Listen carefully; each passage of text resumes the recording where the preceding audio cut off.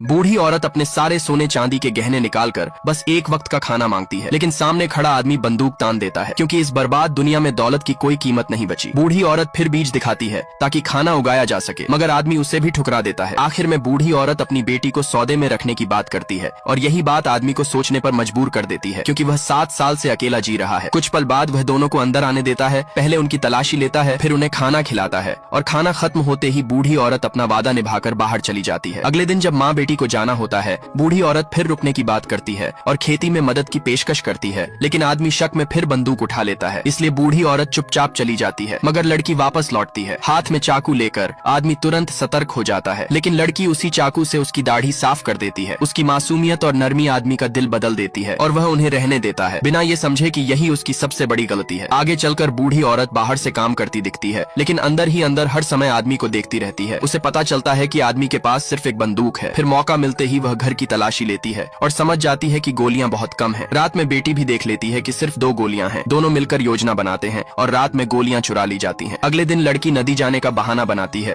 ताकि आदमी का ध्यान हटे। वहीं बूढ़ी औरत पीछे से हमला करने की कोशिश करती है, लेकिन उसी वक्त आदमी जमीन पर अजनबी पैरों के निशान देख लेता है और समझ जाता है कि लड़की खतरे में है। वह तुरंत नदी की ओर दौड़ पड़ता है। बूढ़ी औरत भी पीछे जाती है। वहाँ पहुंचकर उन्हें सिर्फ लड़की का एक जूता मिलता है। वह गायब होती है। बूढ़ी औरत घबराकर उसे पुकारती है, मगर कोई जवाब नहीं मिलता। आदमी टूटे हुए पौधों और पैरों के निशानों को देखकर उनका पीछा करता है और घास के मैदान तक पहुंच जाता है, जहां उसे लगता है कि दुश्मन पास ही है। वह जेब से गोलियां निकालने की कोशिश करता है, लेकिन गोलियां गायब होती हैं। तभी उसे समझ आता है कि बूढ़ी औरत ने उसे धोखा दिया है, और उसी पल वह बंदूक बंद करके सीधा खड़ा हो जाता है, जबकि दुश्मन उससे सिर्फ 10 मीटर दूर खड़ा होता है।